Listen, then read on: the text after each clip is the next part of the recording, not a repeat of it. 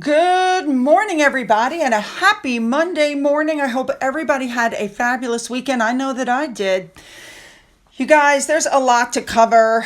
We have PAP walks. We have, court cases. There's just a lot. So let's just jump in and get there. And just so you know, once again, because of the length of this video, I've split it into two parts. You are now on part one. Don't forget to look for part two.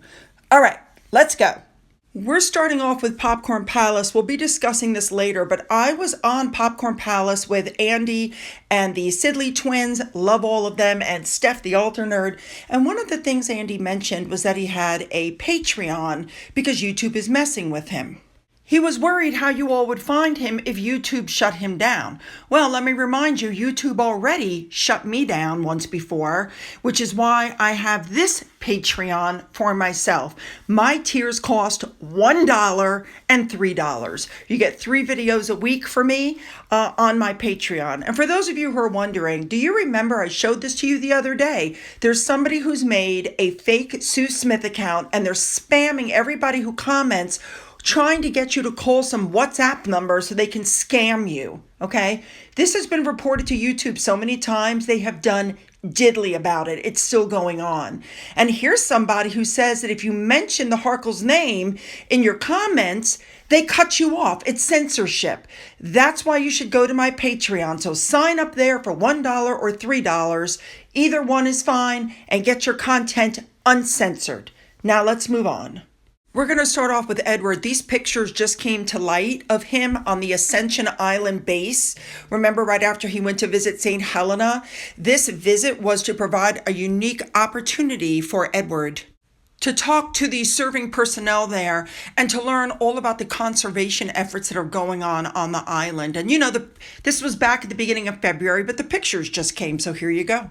Moving on. Next up, we have the Duke and Duchess, Sophie and Edward, who went to the British Cycling National Track Championships at the National Cycling Centre. The two of them met some of the participants of the Limitless Accessible Cycling Program, and then they tried their hand at the adaptive cycling. These two are so competitive. I think that's just hilarious. By the way, in case you're wondering, Sophie won the race. This is what I love about them. They remind me so much of Catherine and William. Anyway, the program, which is run by British Cycling, provides opportunities for disabled people regardless of their age, ability, or impairment. How cool is that? I could be wrong. I'm not 100% for sure, but it looks to me like these bigger cycles with the huge, wouldn't that be something you'd use like, let's say on sand? You know what I mean? Like on alternative terrains. That's just my thought. And for those of you who don't know it or may not have heard it, Sophie is the royal patron of British cycling. Sophie went on to speak with members of the event team. She got a close-up look at the bikes and some of the adaptive stuff. Oh, I love her. She also went and got to watch the first day of the events, including, according to the article, the women's scratch qualification, final paracycling C1 through 5 time trials, and the men's sprint quarter finals. That's a lot. Sophie was honored, and she gave the winners the jersey and gold medal to Daphne Schrager. I hope I say that right. This all took place on February 23rd. Now, I could be wrong, but it almost seems like Sophie was too short to reach the woman to put the medal around her neck. God, I love her. A big thank you to Remoulade Sauce for showing us what she was wearing. And also, you should know that while she was there, she met a guide dog during the adaptive cycling demonstration. She's also the patron. Is there anything she doesn't do? Let's move on now to Princess Anne, who went to a reception for the health group, and she unveiled a plaque at their reception. And after that visit, Anne went to visit the Haith group which is close to Doncaster. She met members of a founding family and employees and saw one of the company's Queen Award-winning machines in operation.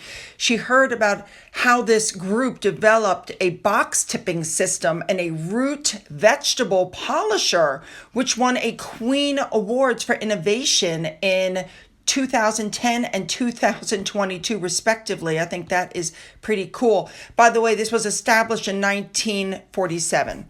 Moving on. All right, let's move on to Meghan and Harry. They just came back from Invictus. We know that we heard nothing about the veterans, nothing about Invictus. It was the Harry and Meghan pony show. This is part of the rebrand. So all of a sudden, to stay in the public, Meghan pops up on a video link to help open a new wing of an animal charity named in honor of a gentleman named Ollie Juiced, I believe. Now, Meghan claims this is a friend of hers, but nobody had ever heard of him before. Interesting. Keep in mind, Meghan, the animal lover who dumped one of her rescues in Canada and whose other dog broke both of its front legs very mysteriously, was patron of the Mayhew, which she claims was her favorite animal charity. And then she was removed. That's one of the patronages that was removed from her when she moved off to California.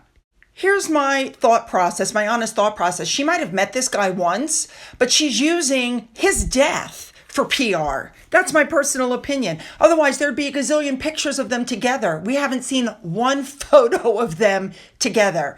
Anyway, Meghan does a video message, a thank you to the wonderful team, blah, blah, blah. It was important to find a way to celebrate his memory, blah, blah, blah. Mayhew is a beacon of hope for those in need, a shining example, blah, blah, blah. PR, puff piece, you get it. Word salad. Now, of course, the charity says that the new wing was made possible thanks to a generous donation by Meghan. Really, is it Meghan or is it Archwell? Did the money come through the charity? So other people donated the money, she gave it, and she's taking full credit. This is so like her. Now, here's the interesting thing. She didn't go, but who's that on the left? That's Marcus Anderson. There he is on the right. Marcus Anderson, her friend from Soho House. When did Marcus Anderson go on the payroll for Archwell and start doing things for Harry and Meghan in their stead? Very interesting that happened. Now, the company Mayhew put up a tweet. We celebrate the life, and we were honored to share a video message from the Duchess, who, by the way, is no longer their patron.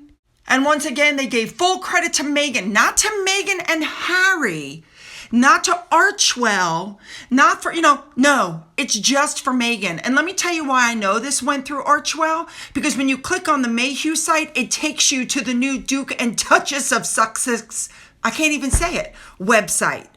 Yeah, this is more WME PR.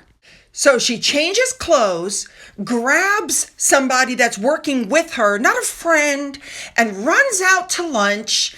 And she's with Wait, I think is how you say it, Keller. She's the former Givenchy designer who created Meghan's wedding dress. I got to be honest, I would not be, bragging about that. That dress was a hot mess. Most people, listen, the style could have been nice, but because Meghan kept changing her mind, it was ill-fitted and it was wrinkled and it did not look well, in my opinion, which I'm entitled to. Free speech. Remember that when the designer won the British Designer of the Year award at the British Fashion Awards in December of 2018, it was Meghan who crashed the awards in that off-the-shoulder black dress where she kept her hands on her stomach the entire time, probably to make sure it didn't slip. Anyway, she crashed the event, and all the pictures were since removed from the website. Anyway, the fact that she's having lunch with her makes you wonder if there's not some sort of a collab deal going on behind the scenes. You should know that this lunch took place 3.5 to 4 hours away from her home. No children. Yeah, and this is creepy. Look at her eyes. She's looking right at the camera. I'm sorry, guys. That is just freaking creepy. It was a very sunny, warm day. And once again, she was bundled up, head to toe. I think she does that to try to make herself look thinner, because that's what overweight people do. But now with the Ozempic, she's ridiculously bony thin. Anyway, she literally ran for the car, as you're about to see, and left her friend standing there wondering what she needed to do next. Okay, so a couple of things. First of all, if you look behind Megan, there's only one person standing there with the camera, just one guy. We're going to discuss him in just a little bit. There was literally nobody on the sidewalk to the right of Megan and this woman that she was having a collab lunch with. But they want you to believe that they were in danger. There were crowds. It was crazy. Yes, thank you. Thank you. Now, you should know that as they're getting in the car, they're yelling, Megan, you look great. Megan, over here. Megan. And then somebody, you hear the voice go, who is that? Megan who? And somebody goes, Meghan Markle. Uh-huh. Here's a picture from the other side. 3 people. There you go, guys. She's not being swamped. Nobody cares. And how did people know she was there? Because she called them. Hello Magazine, like before, had the list of everything she was wearing, including things that couldn't be spotted. So obviously she's merching. She's merching big time. Here's the pictures. She wants to be the next Martha Stewart. It's not going to happen. That will never happen. So let me reiterate. They're in a restaurant. Nobody spotted them. There's a total of 5 people on the sidewalk, 2 on one side and 1 is security, and 3 on the other side. Her friend just had to go around to the other side of the car because Megan ignored her and got in. For those asking about a license plate, there it is. There's one on the back of the car, but in California, by law, there's supposed to be one on the front of the car. But as you can clearly see from this video, nobody is chasing them. Nobody cares. That's her problem. All right, you guys, that is the end of part 1. Now, you need to look for the next video, which will be up in just a minute or two, which will be part 2. Oh, you definitely don't want to miss that. All right, let's get there. Let's go.